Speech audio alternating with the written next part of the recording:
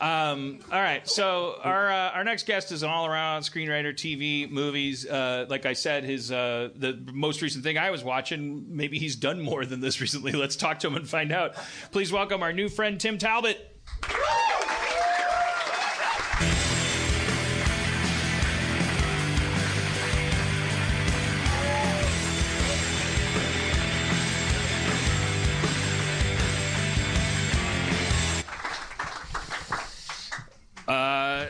I got your name right and everything, right? Like I didn't. I'm a bad interviewer. I don't know if I told you that backstage. I'm a bad interviewer, but I'm a bad interviewee. Okay, good. This will be great. This is gonna be awesome. This will go great. So I'm gonna put a pin in like how you got started because I think your first job was South Park, right? Like. First, yeah, like real kind of professional job. Well, I mean, before that, I actually got hired to write a TV movie for MTV. Oh, okay. Hey, Tim, I'm sorry, just for audio here, get right in that microphone. Get right in there, okay. Yeah. Yeah, but like the... Oh, yeah. You are Spencer does it. Yeah. Yeah, so like the first real sort of kind of professional for a network job was for South Park, yeah. Like you, what did you send in the script? Now I said I'd put a pin in it, but now I'm talking about it. So you, okay. No, actually, what happened was when I first moved out here, right out of college, I became friends with a lot of people that were people's assistants, and one of them was a woman named Amy Cohen, who was George Clooney's assistant at the time. And George was like one of the guys that sent out that first Spirit of Christmas tape to everyone. Guy, yeah. And so through her, I met Matt and Trey's assistant. And then just for like a couple of years, I was like in their group. So I was going to all their parties and all that kind of stuff. And so they never read a word of me when they hired me. It was like, oh, that guy's funny, bring him in. You're clearly confident enough that you didn't insert any fake, like, and then I won a talent contest. Like, you're like... No, it was just like I hung out with those guys at a party, and that's the way they ran their room. Everyone's story of like, if you're paying your rent with writing, you're one of the fortunate ones. Then people ask about your origin story. How did you go from being Tony Stark to having this whole thing with the Jarvis and everything? And the answer is never as satisfying as, well, I got blown up by my own shrapnel and I had an awakening of the spirit that was brought to me by a magical person that was less than white in a cave. We never have that story. We are not able to impart to them. How do you cope with that really well? Because you just told the story that was like I turned right on a green light and I slipped in a banana peel. Well, no. Before that, though, I actually I wanted to be an editor when I moved out here. I went to film school and editing was the only job that I could stand. Like everything else was just, you can't ever write exactly what you want to write. Because you went to film school. Yeah, I did. So how did you know, when they teach you editing in film school, did they teach you that it's going to be, like, there's a person behind you over your shoulder that is impossible? No. They're just teaching you the craft. No, they literally, the thing that was really kind of cool about the school I went to was that day one, it was like very much like a tech school. So here's a camera, go start making shit. Mm-hmm. And then I found that in the process of making shit, it was so frustrating. We couldn't get good actors. We couldn't, the cinematography was never what you wanted. And then you finally get to the point where you have to edit your film, and there's a pile of shit you got to make into Shinola. Right. And for me, that was like as creative as writing. Right, right. So I'm like one of those. So I'm sorry. You became you got into editing after being asked to be a director and a filmmaker, and you said no. I just prefer the editing part, or well, pretty much like when you're in film school, you do everything. Okay. And part of my whole thing was that I figured out that if I'm going to be a director, I have to know the limitations of everyone else's job. So you crew on everybody else's movies, and you just kind of come to like what you like. But with editing, for me, it was just everything about the process up until that point was such a disappointment that finally to be locked in a room and just be like, well, now make this into something that you're not ashamed to show to people was cool. And then when I moved to California, I moved out here with like $20 in my pocket and one friend from college. And I might as well have stayed on the East Coast because I couldn't get my foot in the door anywhere. And then I figured out that the only thing I could do without being hired to do it was to write a screenplay. Right. And I just started writing and got repped off the first screenplay, and luckily I also met a trust fund kid from New Jersey who wanted to be a producer. Donald Trump? It was not Trump. No. But he basically paid for me to learn how to write. So I wrote 3 scripts for this guy before I ever got hired for anything. That sounds familiar. I mean, I feel like we airbrush our backstories. Like I could get really specific about my path from Milwaukee to Los Angeles. It does involve like little like low rent benefactors who are like there's like it's always very molecular and granular. Anyways, but it's never a satisfying thing to say to a kid who's saying, "How do I get where you are? Tell me." And you can never give them a straight answer. Well, there is a straight answer to that, and that's just don't leave. I mean, literally, the people, if you literally just keep doing it. Don't leave where you are. No, I'm saying if you come to California and you want to be a writer, you come to California and you keep writing, and sooner or later you're going to get in. Right. There's no easy path. It's always a catch-22. Yeah, that's what, I always default to like, well, okay, yeah, you're going to have to like writing so much that you'd be willing to do it for 30 years and then get hit by a bus and die. Because I don't want your blood on my hands at the end of it. And I got to a point where I would have been fine doing that, and then all of a sudden I got lucky. All right, anyways. So we can talk about the early days of South Park later. I kind of want to get to the Stanford prison experiment thing, because I just started watching that movie. So I asked you in the green room. Maybe we'll retread and we'll pretend I'm asking you for the first time. How accurate is this movie? Go. 85%. It literally is. It's one of those things where, as I was telling you in the green room, for years they were trying to make this story, and Hollywood, in their wonderful way, always, like, the story wasn't enough for them. They wanted to make it into more, and make it into, the stakes have to be life and death. It's got to have like huge emotional stakes. An earlier draft HBO was going to do that Leonardo DiCaprio was attached to, that was about a guard and a prisoner that were best friends, and there was a girl on the outside and a weird love triangle, and it's like, what the fuck is this? And when I first got approached to work on the project, I was completely... I didn't believe it. I didn't take any psych classes in college or anything. I knew nothing about it, and I'm just like, there's nothing you can do to me that's going to make me believe after 3 days that a classroom with fake bars on the door is a prison I can't get out of. And it was only when I dove into sort of the research with Dr. Zimbardo that I realized, holy shit, this is fascinating. Yeah. And this is human. This is like a real thing. Zimbardo's the guy that ran the whole thing. Yeah, he's the guy that... He does not come off heroically in the movie, not in my at opinion. But at the same time, it's like you could say the same thing about DiCaprio as Howard Hughes in The Aviator. He does not come off heroically, and yet... But he does have a lot of urine. He's the genius who thought of this experiment. And my favorite line in the movie, this isn't really a spoiler, I think this gets to the crux of why we all heard the phrase Stanford prison experiment in high school, but it was like from everyone's arguing about what's going on. They're talking about the relationship between two guys. One's a prisoner, one's a guard, and then the Zimbardo character is sitting back in his hot curled hair and his Boogie Nights suit, and he goes like, guys, you're missing the larger point.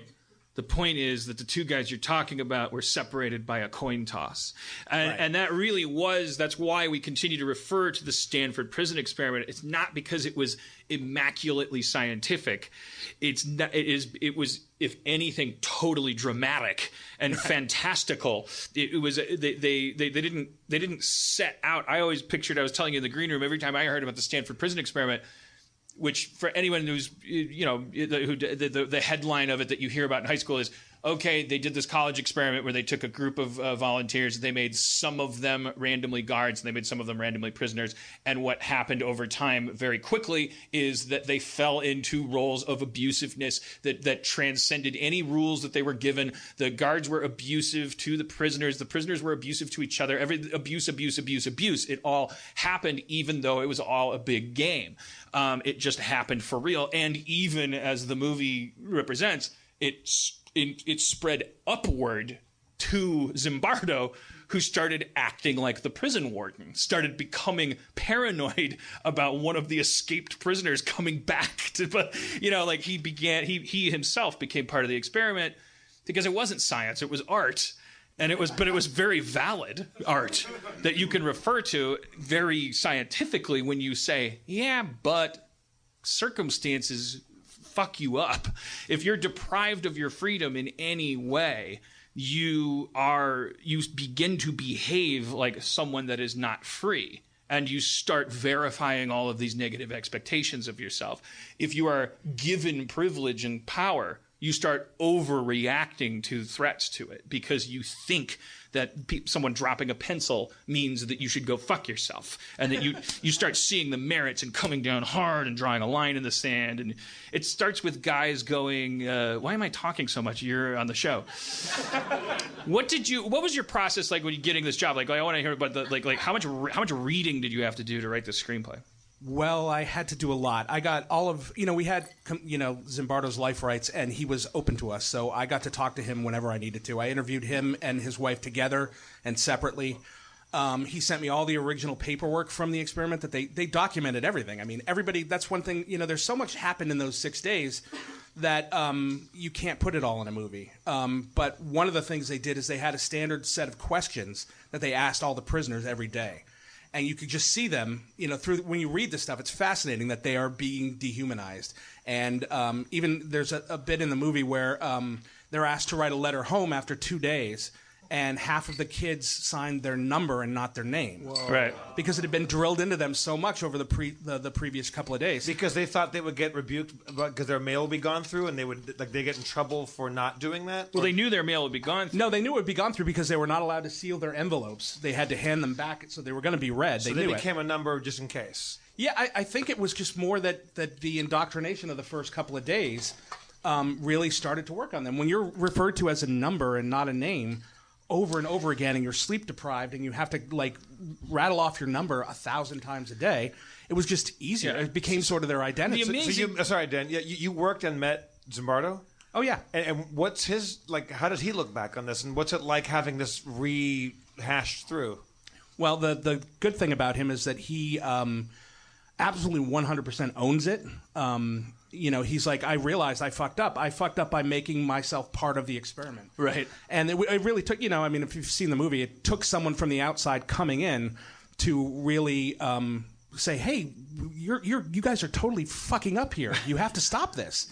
Because nobody else saw it. They just saw, wow, we're getting a really cool, this is a real study. We're getting real information, and didn't realize that they were hurting people in the process. But now, wait a minute. I mean, and I confess, I forgot about a Harmontown meeting that was happening at my house, so I haven't actually watched the end of the movie. Oh, no. Spoilers. I haven't gotten to the third act yet. The story we hear in high school is the experiment got out of control, but much like Frankenstein's experiment, mythically, the thing that made it a disaster is the valuable thing about it. I mean, Zimbardo, does he look at it as that thing I did that was groundbreaking, or is the whole thing just a cautionary tale, an Icarian tragedy? I think it's closer to that. I think that one of the things is that when you first start reading about it and not talking to him directly, it's got its own life out there. He's got his own media life, and the media and reporters and stuff have built him up to be this guy that designed this experiment to generate that response. Right. Where the actual fact was he didn't expect anything from this. This was no different than any other experiment that they've been doing at Stanford, other than the fact that it was a 24-hour-a-day experiment and it was going to go for 2 weeks. What kind of data do you think he thought he was going to get? There's a clear point in your narrative where it's oh shit, this is, and then the eyes get big. But what kind of data in his mind, I think part of the Navy was one of the people that funded the experiment, and they wanted to know what kind of mental effects incarceration would have on people in submarines. How were they going to measure it though? Were they going to have them recite the alphabet at the end of each day, and would they? No, I think a lot of it was just that daily the daily questions that they had to answer. Oh, okay. How much did he go in with? Did he have a sociological point to prove going in? He thought he might be able. You ever see the 7 Up documentaries, the 7 and Up? You watch the beginning of that, you kind of feel like he was going in trying to prove class things. Then it turns into something very different. Do you think he came in with a sociological point of view on this, or he really just said, let's just get raw, unadulterated data? I think he just basically wanted to see what... basically what he learned from it, I think, is what he was looking for, which is how... the environment can change people. he constantly says the whole idea about like prisons is there are no bad apples, there are just bad barrels. Right. So if you have an inherently, because all these kids were inherently good, they were all screened to be like all American, normal kids. They're all white in the movie. There's one Asian guy. There's one Asian guy. Is that based on reality? Were you guys? That's based on reality. So was that just a sort of when was this, the 60s? This was in 1971. So was that just sort of like black kids aren't college kids? Was that what was at play there for the lack of? I honestly can't tell you except that this took place in August of 71. So I would say in Stanford of 71 that might have been a good representation of the student. But body these weren't there. Stanford students. Not all of them. Some of them were. Some of them were. But it was just an ad placed in the paper. But it was during Right. the summer, so a lot of kids that were still there for the summer came in and interviewed, and they interviewed quite a few people to find the 24 or whatever. But did you? Sorry, I kind of railroaded your answer. The faces that we see on screen and the ethnic spectrum that they represent, is that's accurate? Okay. So there was like one like there's one Asian student, and then one of the obviously Carlo Prescott, the guy that they brought in to advise, was a black man who was in prison for 17 years before this. Right. And then one of Zimbardo's grad students, was also a black guy. Yeah, and he initially, I mean, it's interesting. Yeah, I mean, the more would be spoilers, I think, because the narrative, like, it's like you already know the real life story is that the experiment got out of control. But what I've always felt about hearing that, because I've probably referred to the Stanford prison experiment 1,000 times in 20 years when talking about politics or anything, talking about particularly fascism, is like, well, it's a successful experiment, not from a scientific perspective, but from the fact that someone once did this thing. And it turns out it changed the way that experimentation could be done in colleges now. I Right. mean, literally, it's like they didn't have ethics committees back then. So ethically, this thing was one thing. Like the Department of Justice or some government agency reviewed this whole thing. But when you say it that way, there's an unspoken supposition there that the information that came out of this experience was completely not valuable at all to future generations. No, it absolutely was. It was just that they found that the methods in which they did this were harmful. But is there a way to do that properly? Is there a way to do an experiment like that without hurting the subjects? It doesn't seem like Probably not. Right. But they didn't know that at the time. Well, it's more of. But the thing is, I mean, in the movie, as it reveals, it's a very organic process. It's like he set up a situation. He thought that the glibness of it, the thing that I always pictured was like this, like you said, Jeff. You said like a set of an Elvis number, where it's like you pictured Stanford like shelling out for fake prison cells. I pictured Jailhouse Rock, where there was 4 tiers of dudes dancing and. This movie if you takes can't place, find a partner, the story find takes a place in wooden a chair. hallway of Stanford College on summer break, where a couple of offices, they carved the doors out, put bars in the doors, but some people were in charge of when the doors were unlocked and when they weren't, and they had burlap sacks that were like dresses. There was a deliberate attempt to feminize, which in 1971 was the equivalent of there's a Zimbardo actually laying it out, saying, yeah, someone questions, goes, feminize, and he's like, yes, to remove everything that they are. He's saying, there's an unspoken thing there. It's like going waist deep into this thing, and himself becoming infected by it, becoming the warden, losing his mind, to the same extent that Sigmund Freud injecting cocaine into his own arm, did yield some shit. I mean, this is important. It's important. No, it's definitely important. It just, again, now ethically, you would not get this past any college ethics board. But it's like, is this a case where ethics, which are the thing that are being looked at? Like the reason we get refer lucky? If we become really good at conducting Stanford prison experiments, we're not getting accurate data. Right. We're not. We don't want to become really, really good at making sure no one gets hurt during the Stanford prison experiment. We want to. Well, again, the accurate data is that if you conduct one, you become fucking Hitler overnight. If you put yourself in the position of judging what you're measuring, and if the people that everyone is intoxicated instantly by fascism, by hierarchical thinking, and like answering to a higher calling. Everybody dresses it in different ways. I'm here for my $15 a day. He's looking at it like, I'm going to publish a paper on this. He's not even sure what he's drinking by the time he's drunk on it. He's seeing images of students punching other students, and he's thinking, I made this happen. This is a successful experiment. This is a live thing. And so, again, the paranoia comes in where when like the family members come to visit, he's terrified one of them is going to pull their kid out. You know, to the point where there's a really great scene that Billy Crudup, who plays Zimbardo in the movie, handles a sorry, some crud heads here. Crud heads. No. We got big Zimbardo fans. They come to every podcast. They want more Billy Crudup information. Unlike tonight, we always have to disappoint them. No, here. Shout out, Monica. One thing I will say about Billy Crudup is he has a sort of like a monologue at the end of the movie where he pulls the plug. We shot everything else before that. So all these kids have been working together for 2.5 weeks, and he walked in on his first day and delivered like his last scene in the movie. Nice. And it was like, holy shit, this guy's good. Were you on the set the whole time? I wasn't. I was a writer on Chicago Fire for a couple of years, and I was shooting an episode at the same time. So I was going back and forth between here and Chicago. Now, is it true that the experiment, the Chicago Fire writing room, didn't you guys set a lot of fires in Chicago? No comment. Absolute power corrupts. Absolutely.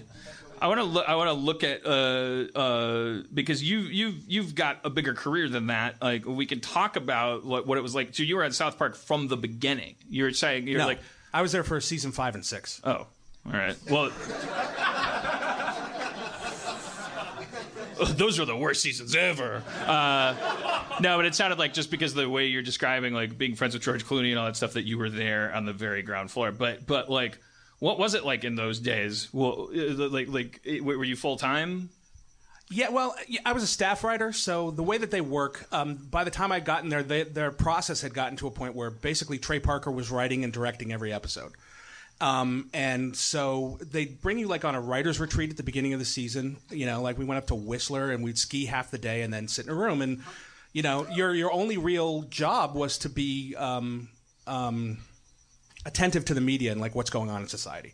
So we'd sit in a room and we'd spitball stuff, and then all of a sudden we'd have like 5 or 6 ideas for shows. And we come back to LA, and in order to get the show done on time, they had to generate 8 pages of script a day. And so Trey would go off and start these scripts, and then whenever he got stuck, he'd call the writers in, and we'd just sit around. You know, you come in, they buy you lunch, you sit around a big table with some of the funniest people you've ever met, and you laugh until your face wants to fall off. Mm-hmm. And hopefully you throw something out that ends up in the show, and then, 2 days later, it's on television. Right. Which is amazing for animation. Who else that we would know? I've had friends, and Dan's had friends that have worked on that show throughout the years. Who was there back in those days that we might know? Well, Trey Parker, Matt Stone. Never heard of them. Kyle McCullough, David Goodman, Glasgow Phillips. Hack. No, I'm kidding. I'm trying to think who else. Nancy Pimental was there for a little bit. She was there I worked with her for 2 weeks. She's big with Crudup fans. Yeah. That corroborates greatly with we do have a couple friends here and there. The show's been on so long, almost everybody in LA knows somebody that worked on South Park at some point. That is the legend, is that there's almost a feeling of guilt at how much Trey Parker is like he calls you in a room, and then you guys talk, and then you laugh, and then at some point he leaves the room, and then he writes more and those guys are there 20 hours a day, and we come in for 2 hours and laugh it up and leave, which it's a dream job. And I have to say, though, when you first walk into that, I'm not necessarily first and foremost a comedy writer, so they just thought I was funny. So that first day, I'm sitting in there, and half the staff are actors as well. So they get up and they act out their character stuff, and I'm like, I'm not that at all. And I sat there for probably the first hour of the first meeting, just going like, what am I doing here? How did this happen? And I realized that if you don't open your mouth and say something, they're just going to fire your ass. So I threw something out, and it got a huge laugh, and then I was like, oh, that's what this job is. Now, to what extent, because this is the first time I've heard, because I've heard about those retreats, and I always imagined them with this sense of dread because they sounded like auditions. Like you went on the retreat, and then some people that was vodka, don't worry about it. Some people that go on these retreats, everybody gets to have the time of their life. Some people going on the retreat get the job. Some people don't. That was earlier on. You're making it sound earlier. More like it was more of an audition thing. By the time I was there, that was just I came in the middle of a season, so I worked on 3 episodes, then went on a retreat, worked on 6 episodes, then went on another retreat, and worked on another 6 episodes. They actually generate a voluminous amount of their season on the retreat whenever. Yeah, I mean that's the basic the basic structure, and it happens usually about 3 weeks before the season starts, so it's relatively topical. Did they structure it where you got to, as a staff writer, get your name on a script? Where you got to? Nope. that was later down the road, or? But my name's on every episode I worked on as a staff writer at the end, so that's more than almost every other television show. Staff writers don't even get. Is there a script? You don't have to say yes or no. You don't have to say which script. Is there a script that you feel very responsible for? That you got a lot of stuff done on? Yeah, there was one. I'm trying to think of the name of the script. It was basically about.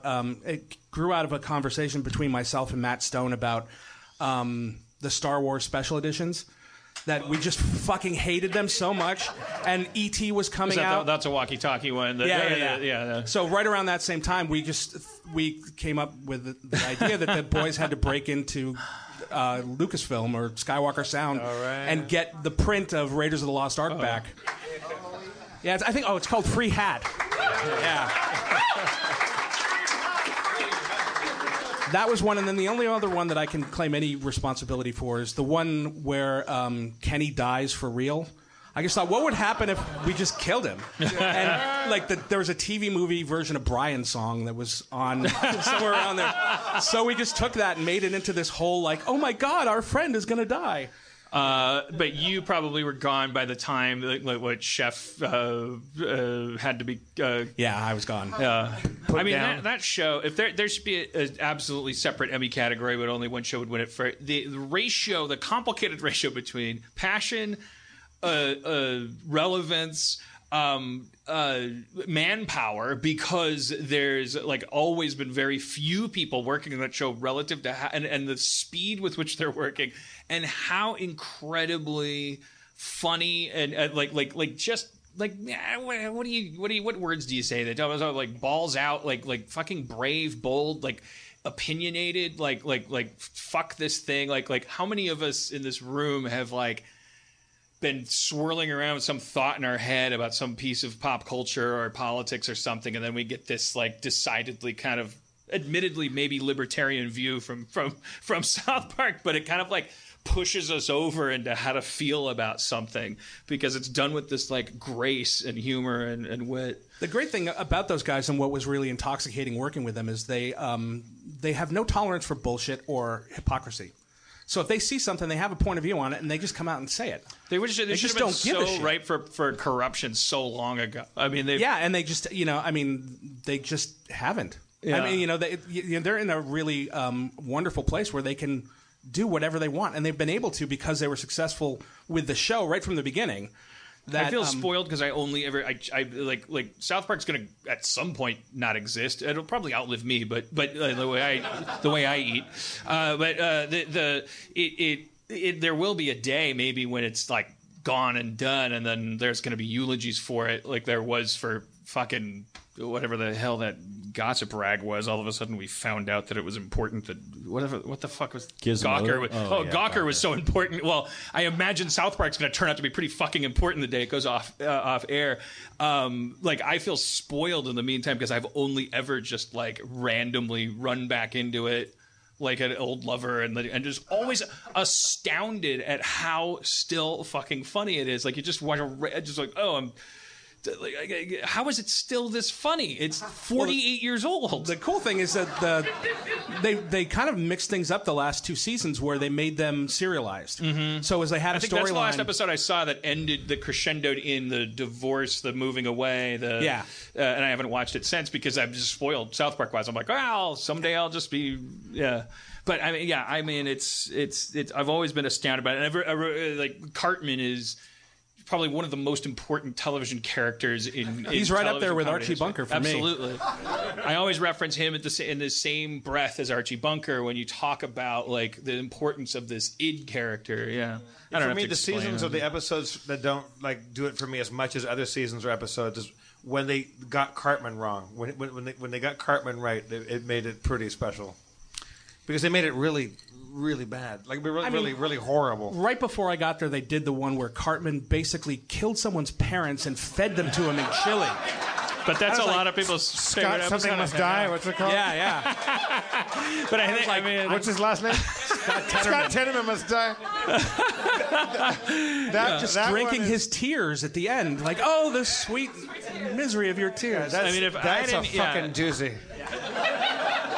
If I didn't, that was all Chevy Chase's character on Community. That was all I was ever doing, was just ripping off Cartman. It was just the idea was like, well, there's a character who's just like, he's the voice of that petty child within you, but that includes talking to God. Like God is somebody that's going to ground you, make you take a time out. You don't want we have a word for someone that responds to God saying that with "fuck you." That word is sometimes hero, like mythic on a mythic level. To say "fuck you" to mortality, to say "fuck you" to the way you got out of bed in the morning. It's often the face of privilege and oppression and bigotry, but it's then every once in a while it's like, yeah, don't go gentle into that good night.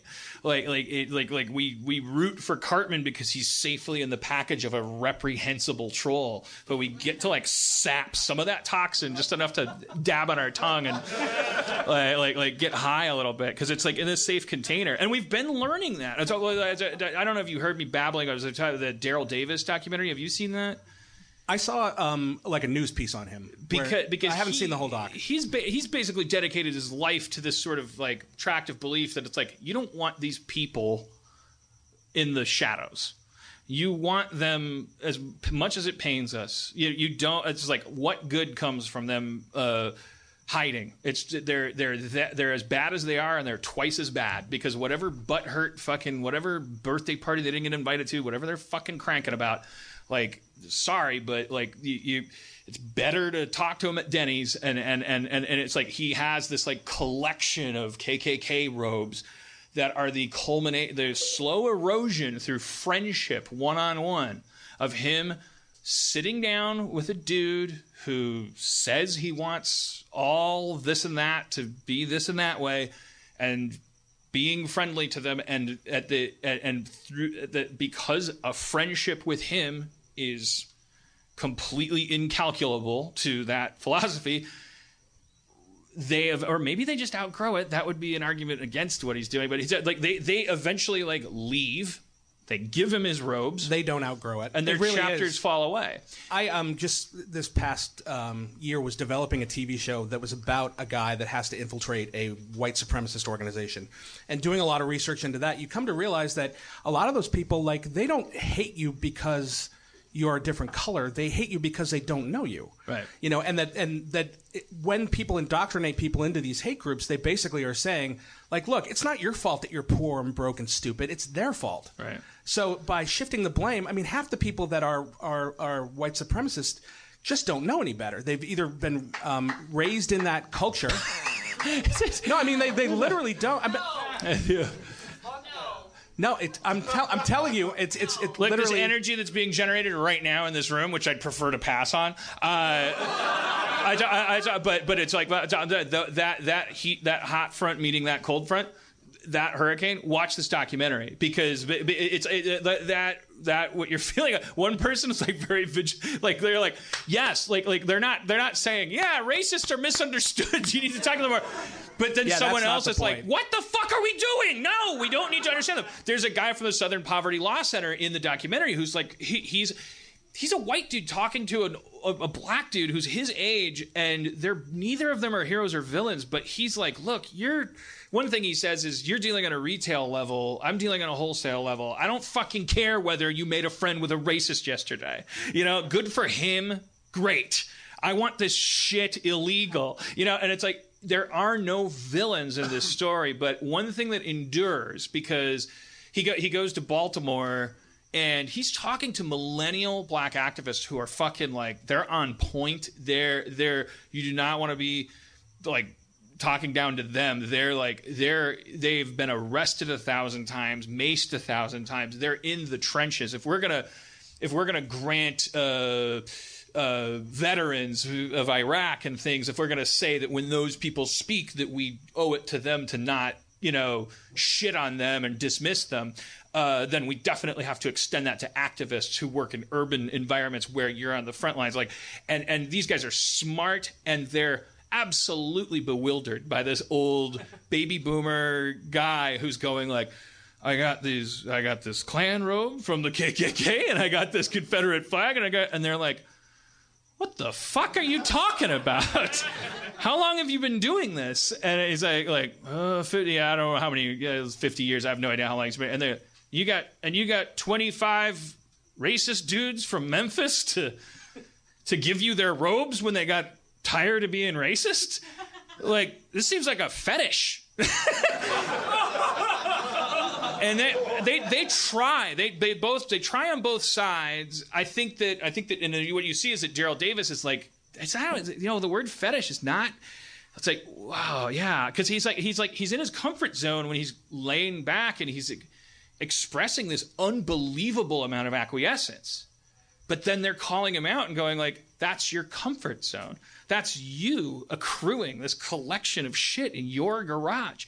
We're out here nameless, faceless, taking, it's stun batons and stuff. Then an older dude, baby boomer, I don't know if that's accurate, older black dude who's like those guys, protector, mentor.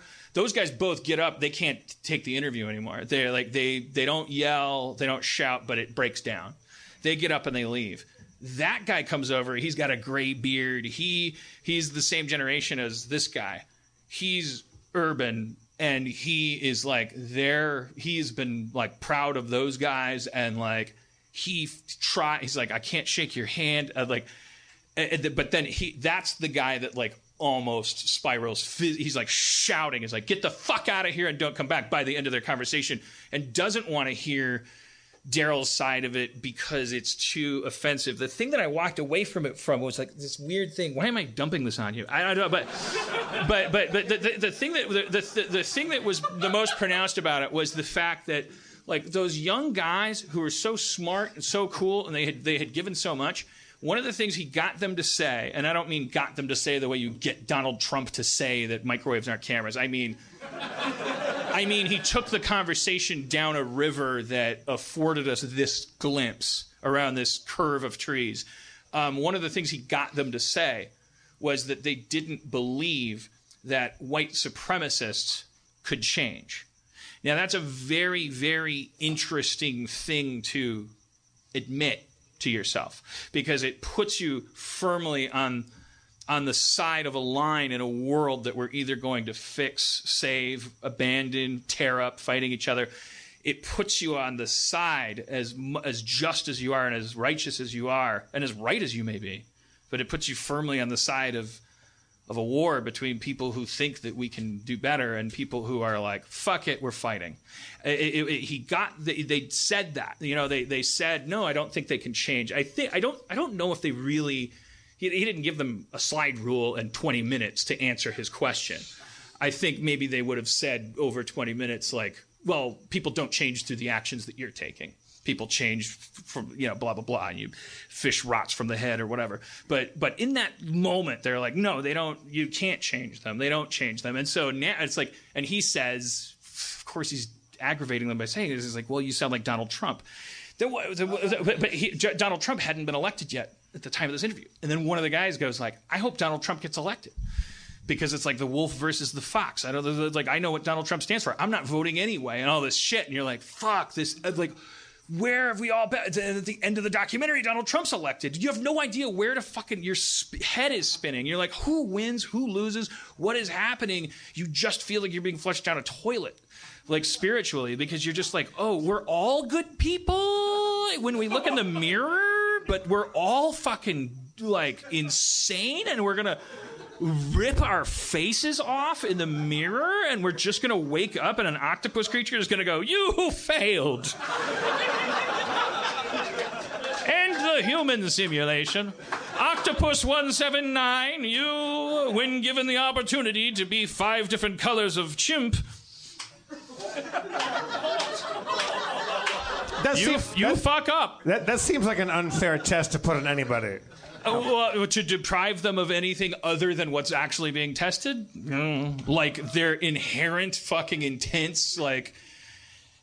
Yeah, I mean, yes, I agree it's unfair, but we come from a mythology as primates. We're like, oh, you're supposed to know the score. God's supposed to come down, tell you, don't eat the apple, and then I'll pay your rent.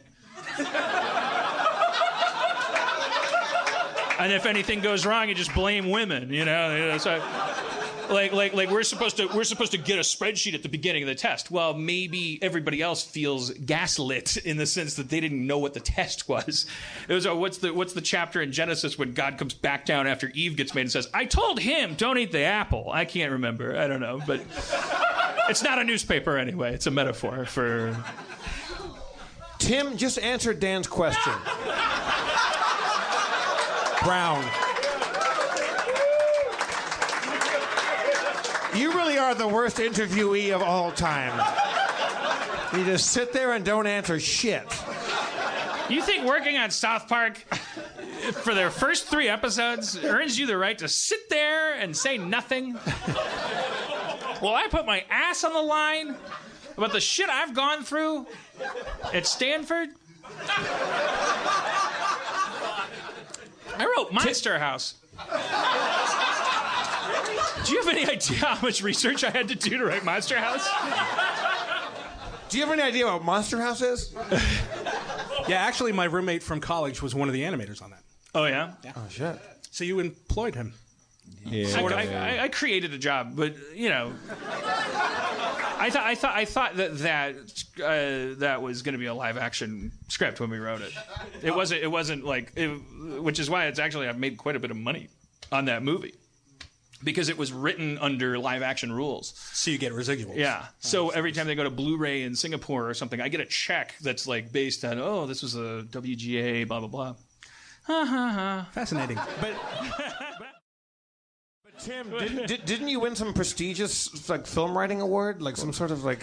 I'm not saying one. I was about to ask about that. The Walter Salt Award. Waldo Salt. Named after famed writer who discovered salt. He wrote Salt, right? And he invented wearing striped red and white shirts, crowds, and hiding in large crowds. No, what is that award? It was the screenwriting award at Sundance. So we actually, I wrote this movie back in 2004. It took forever to get made because the company we had written it for went out of business, and we found out they borrowed over $1 million against our script. So our producer, a wonderful guy named Brent Emery, literally spent 7 years chasing down 81 different chain of title issues and settling up with everyone so that they would get some of their money back if we made the movie. And then it was like all of a sudden I got a call in June like, I think we're making this movie. And then in August we were shooting it. In November we got into Sundance and it premiered in January.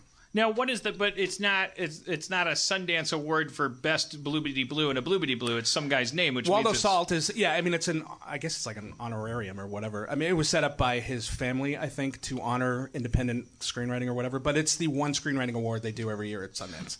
So that was pretty unexpected. Yeah, but Dan wrote Monster House.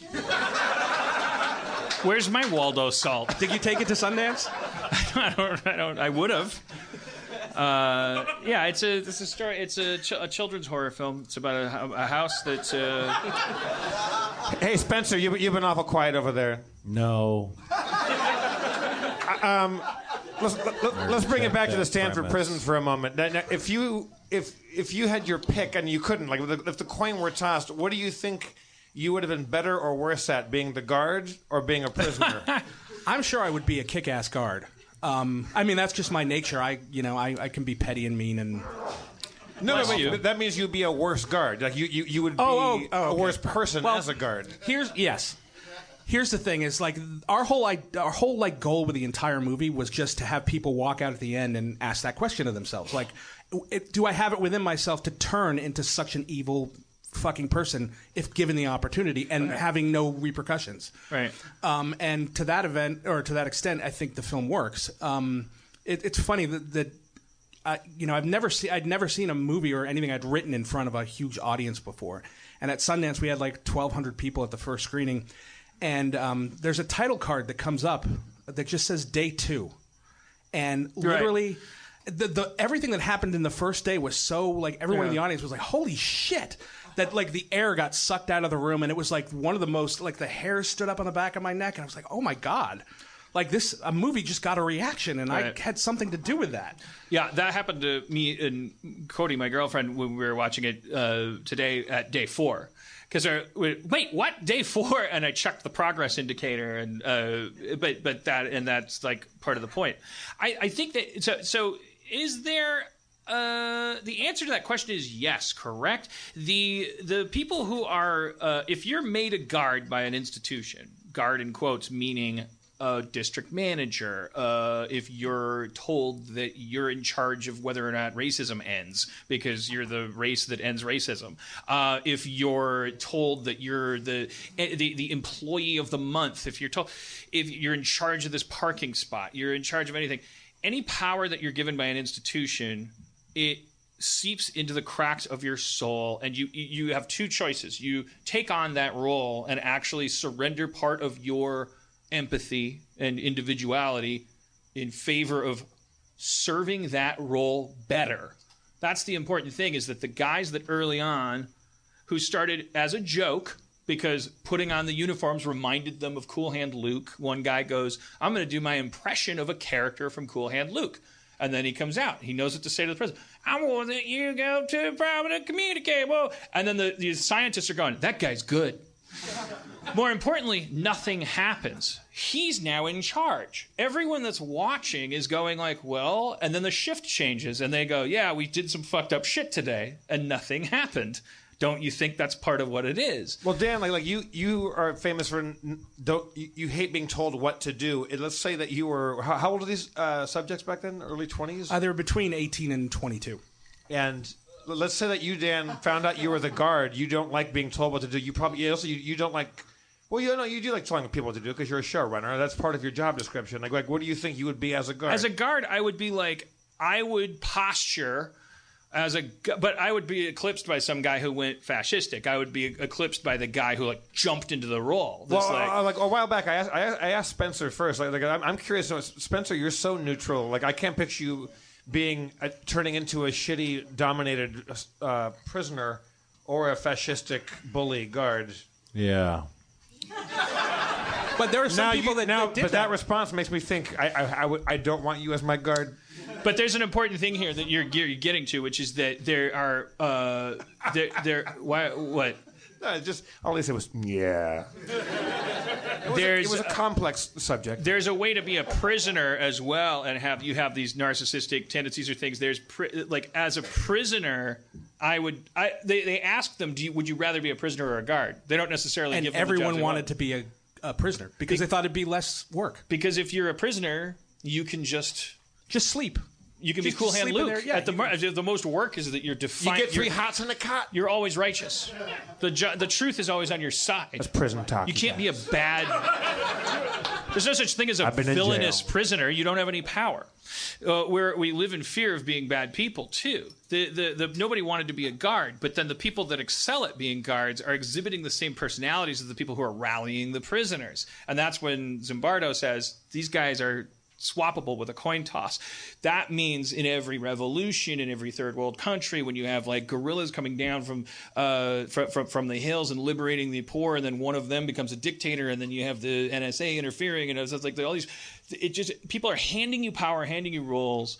It's also there's also a certain level of compliance in certain people, because part of what this showed, as well as what happened at Abu Ghraib, is also what happened in Nazi Germany. Is that if you're in a situation where you feel you have zero power and there's nothing you can do to change it, like the people that are against you are so massively in power. Some people it's normalization. It's that shit that's happening now. People like on the Eastern Front willfully were corralled into a giant sand pit, and they knew they were going to be killed, and they did it meekly and mildly, and because that's what society told them is their role. Now, did any of the subjects go to the film, see the film? Are they still? I don't know. I know. I was very happy that Zimbardo and his wife saw the movie right before we went to Sundance, and he came to Sundance and spoke and did all that stuff. But I was very happy because it's really weird telling somebody's story and trying to get it right, and making sure not to also let him off the hook. For dramatic effect, in reality, we haven't gotten to the third act yet, so I can't tell you. In reality, it ended a little bit differently than it does in the movie. Because that woman, the triangle love woman, comes back. No. Leo DiCaprio comes through a skylight. That's how you got your funding. Yeah. Traffic was a bitch. Fucking California, man. But let's mash a really hot button right now. But it's the elephant in the room, which is really interesting, is that prisons it was all dudes running it. So the whole movie is all dudes dealing with dude issues, to the point where they're talking about stripping dudes of their dudeness, their individuality, and they're using it synonymously with the phrase feminization. Put them in dresses. Wait till you get to the third act. Call them she, call them her, call them, and let's reduce them of their individuality, not their masculinity, their individuality, by feminizing them. 1971. So now you cut to 2017, Casual Friday, and somebody says to Becky in marketing, you should wear a shorter skirt or something. It's there's no bars on the windows. The thing is, this was a hallway at Stanford College. None of these kids during this entire story ever accidentally started believing they were in prison. What happened was they were subjected long enough to deprivation of this and enhancement of that their behavior changed. And it can happen in a hallway. It can happen with cubicles around you. Well, that's one of the great things about the way Kyle Alvarez directed the movie. And I thought he had a really good idea, which was when you first get introduced to the prison, it's all shown in a master shot. So you see it's a fucking hallway and 3 classrooms and a closet used as a hole. During the process of the movie, the lens is closed down and down and down to the point where when things are really going shitty, you're in close on people, and there's a lot of diffusion. So it makes you feel claustrophobic. And then when Zimbardo comes in and ends it, you cut back to that master. You realize that right. the place hasn't changed. The situation has changed. Right. Was there anybody? I read about this a long time ago, in a psychology class or something, and. It's super fascinating, and we all know about that. We say these words, but did anybody emerge from that, guard or prisoner, and fuck this shit, I'm walking out of here? Did anybody flex up and go, Nope. This is dumb? No, that's the one thing. Nobody ever directly asked to be let out. When they could, at any point, they could just say, you know what, fuck this. Let me go home. You can't keep me here. Nobody did it because the rules from above down kept them feeling like, this is one of the things that Zimbardo and Stanley Milgram have done in a lot of different experiments. One of which that comes to mind is Stanley Milgram did an experiment where he put an ad in the paper for a secretary and rented an office in a high-rise in New York and hired 2 people to be plants, basically, in the office. So when the woman would come in to interview for the office, these 2 people were told to stay still and don't react. The woman would sit down, and they'd start pumping smoke into the room. And because the other 2 people wouldn't react to it, the third person, 9 out of 10 times, wouldn't react to it. The fact that the fucking building's on fire. I mean, that's how powerful society can be. That's me. I think I'd be that third person. I truly feel so defined by what everyone is reacting to. I feel like I wait way too long. I told a story about going out to lunch with my friend Dino and our new CFO at my studio, and he started choking on a piece of hanger steak, and I was very disappointed with my reaction time. It's a man choking choking to death, I was like waiting for what? Bruce Willis to like come in. I don't know, man, but I'm afraid to find out what I'm made of. That's why I bought a gun when Trump got elected. I don't want to know what I'm made of because the answer is nothing. I'm made of nothing. What am I, Jean-Claude Van Damme? I'm not made of anything. I didn't earn anything. I've spoken about it on the show before, I'm sure. I got pulled over on a warrant. I hit and run a sign, and I got picked up on a Saturday morning and spent all weekend in jail in Whittier. And Whittier, California. Yeah, I'm not proud of it. But I got handcuffed, put in the car, put in jail, and I was in the jail probably 6 or 7 or 8 cells. They left me in they put me in the tank, like the drunk tank, because like everyone else was 3 to a cell. So they were like 2 guys on a cot and 1 guy on the floor, and I would have to deal with the drunks that were let in every night or both nights. And what was amazing was I was a college kid. I was the only white guy in there, and I was treated as shitty as they were. And you were instantly not a person. And I changed the way I talked, the way I made eye contact with the officers there. You're instantly told that you're a piece of shit, and when you leave there, you still think so. You don't leave there and go, "Oh, I'm going to walk home now. I got out of here finally after being treated like garbage." And again, this wasn't Peru, and it wasn't this wasn't Syria. It was California, but like Whittier. Yeah, Whittier is only nominally California. I'm not saying that like my story is the worst story of all time. But I was surprised how instantly I felt like completely not in any sort of power, and instantly not an equal with anybody there. You're a scumbag and you're dirt, and I felt like that for days afterwards. And well, imagine that for 30 years. I can't. Well, I'm fascinated by and watch shows about people being locked up. It's like the time passes. It doesn't pass, and when you leave there, you're not better. You're psychologically like a little dizzy and fucked up, and probably a lot worse if you had to go through actual shit. I was just in a fucking drunk tank for 52 hours. It was a nightmare. So what I was thinking about the Stanford experiment is like they love fucking with you the moment you're in there. They love it. Well, part of it is also boredom. They're doing 8-hour shifts where they have nothing to do except, we can either sit in this room or we can bring these guys out and make them do jumping jacks and push them around and fuck them. And they get spit on and yelled at and harassed and all this stuff, and they just love having like it's a shit job. It's noisy. It smells like crap. It's the food is garbage. They're not happy. They don't like their lives. They wanted to be in the Secret Service with the FBI, and they didn't. And it's a fucking bummer. And they do take a little bit of just human glee in knowing that they fucked you around more than they got fucked around that day. And I was a sophomore at USC at the time. I was, like everything going.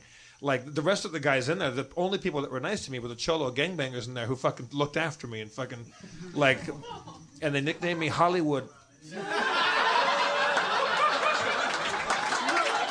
And when I got... You'll go far in prison with a nickname like Hollywood. I was worried about what would happen if I had to go to county to get processed out. Luckily, I just got to get kicked out of the Whittier jail. But I got handcuffed, like ankles and wrists, to the courthouse to walk down the street. And we get in there, and it's a bunch of dudes that come in from county. And some guys are going away for attempted murder. Some guys are going away for like assault, terrorist threats, which means like I just threatened to kill somebody in front of a police officer. Some are going to go away for 20 years. Some guys 6 months. And everybody was going up, like all the veterano, like Cholo guys, walking up to everybody like, "Hey man, you're going to get love. Don't worry. Like you got 6 years. You'll be out in 2.5 homes. And also, you're going to be with my homie in Chino. Like I know this fucking guy. He's my cousin." And they were all going around and telling everybody it's going to be okay. Like you're going to be looked after there. Like I'll make sure you talk to my friend so and so. And I had to get walked up to the courthouse. I saw one judge with the oldest dude in there. This like with the teardrops and the whole thing, this old school veterano, and he walked up and he goes, "Listen, man, like you're a good kid. Like, what are you doing in here?" I'm like, I fucking didn't pay a fine, and like I knocked over a sign and didn't have the money to pay for the thing, and had a bench warrant, and I didn't pay the fine. He goes, "Yeah, this judge fucking hates you, man. Like he's an asshole. Like he hates me, he hates everybody. But we're gonna go see this guy. And we're handcuffed, walking to the elevator together to go up." And he goes, "You don't say shit unless he talks to you, and if he talks to you, don't say anything but the answer to his fucking question." And if he asks you anything else, say you're missing your fucking second day of your second year at school, and you're a good kid, and you don't belong here. And when he stood up to get his thing, I had to stand up. And when I had to, vice versa. And I got back down. It all went cool. We got back down, and they kicked me out. They go, Jeff Davis, and I'm not joking. I know everyone thinks I'm making up these fucking stories. And I don't care if you do, because this happened, and I will cry thinking about it. There were like 15, 20, 22 guys in there. The toughest guy in there was sleeping as a pillow. He had the only roll of toilet paper, and that was his pillow, so no one had toilet paper. Everyone else being really nice to each other. They're all in the county blues and orange. And when they called my name, Jeff Davis, the fucking guys, they went, Hollywood! I was like, wait, what does that mean? Am I going to county? And like, no, that means you got love, Holmes. That means you got love. And when they let me out, when they fucking let me out the door, fucking dudes came up and hugged me, and the cops outside looked at me like they wanted to fucking beat my ass in the parking lot. So it's a story about me being the coolest guy in the world.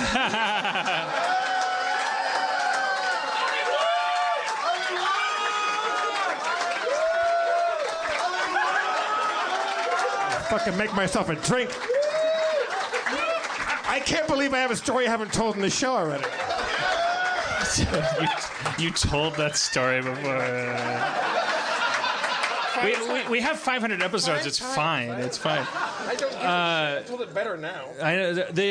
But the interesting thing about that, though, when I listen to that, though, having watched Tim's screenplay movie. I was going to say Tim's movie, but then I didn't want the director to be like, send me a rabbit's head or something, whatever the directors do, and you call it the writer's movie. There's a point in there where there's attention paid to breaking up the solidarity within the ranks. And when we talk about like, oh, the guards are pieces of shit and the prisoners have all this solidarity, it's not even.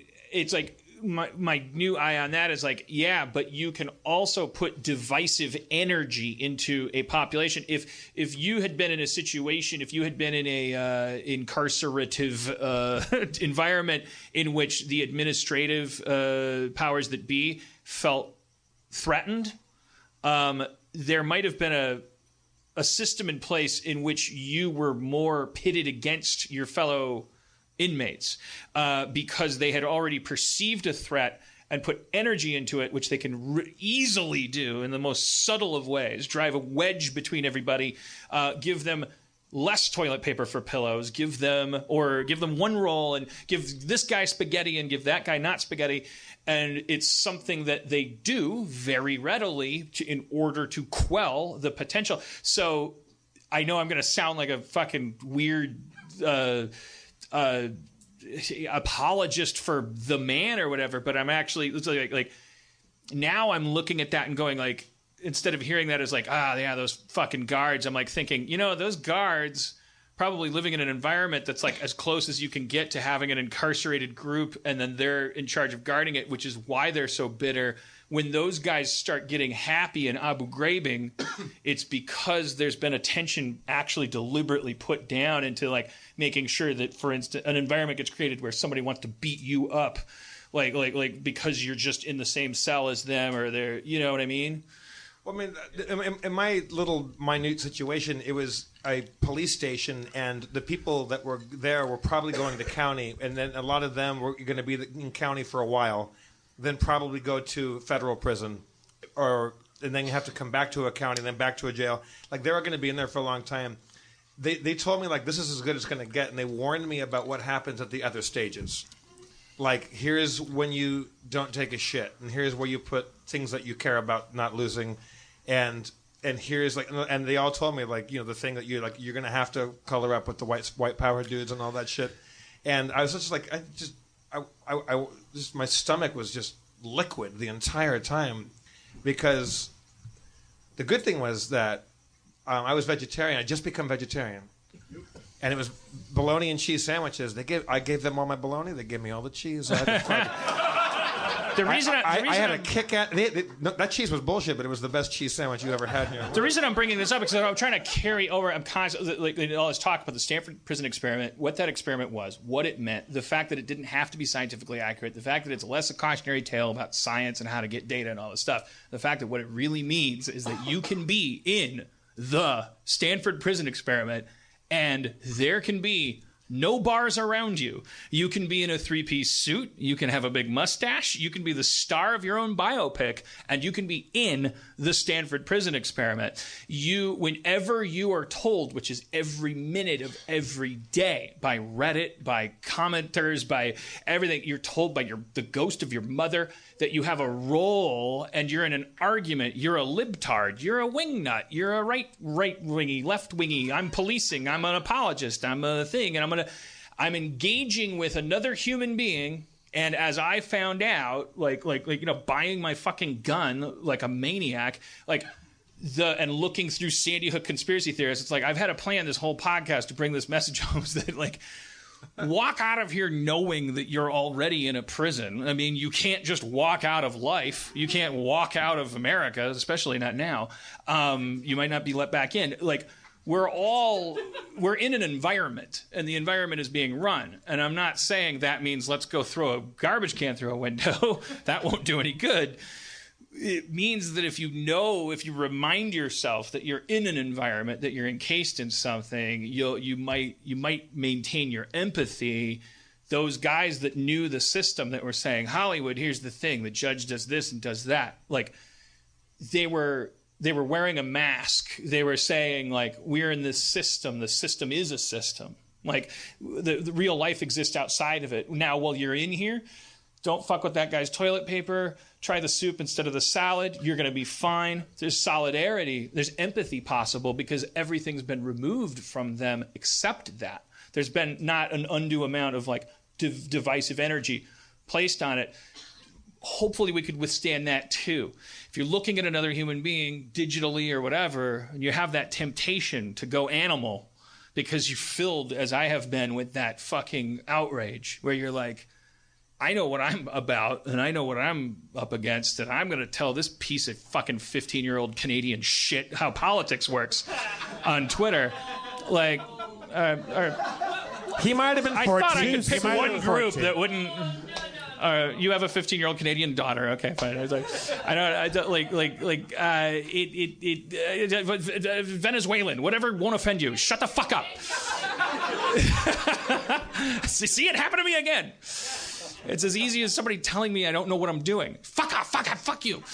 I own a gun, lady. Yes. It's at a gun store, but I own it. See, Dan, you feel like a prisoner, but you're acting like a guard, and that's the whole point. We're all. I am a guard because I've been given the microphone. Well, I took it with a lifetime of talent. They give them aviator. Is that the title of the show? Yes, it is.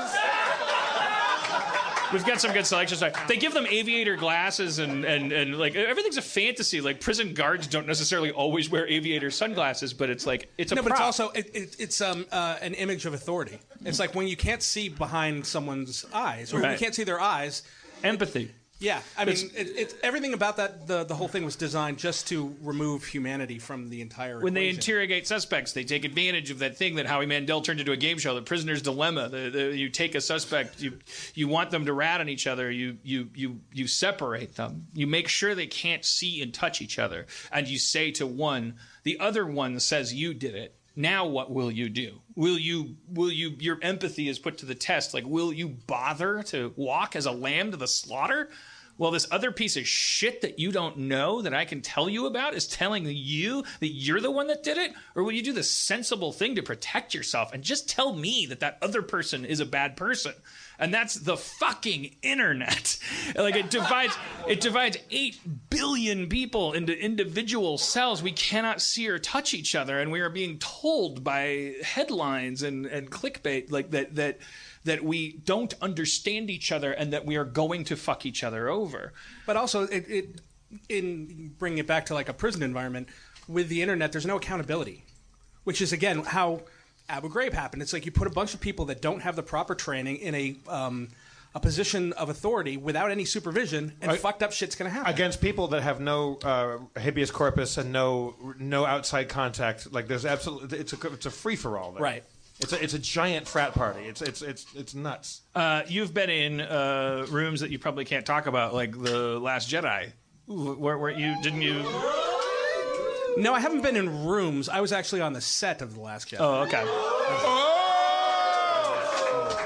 But I was also on the set of Rogue One. Well, no, the set was cool. The set was I really just cool. talked to the set of Rogue One, and they said the set of The Last Jedi is a piece of shit.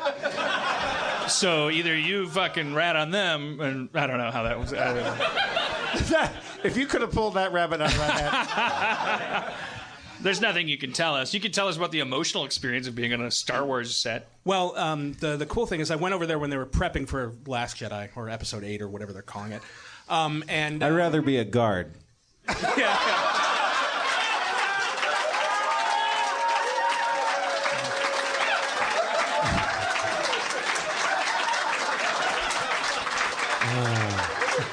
It's so easy. It's so easy to be me.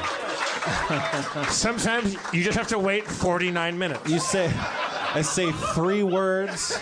It's great. Sorry, you were. Okay, Dan. Well, it was nice speaking The with thing you. is, you did the funniest thing in the show, and you've said 3 sentences. It's a living.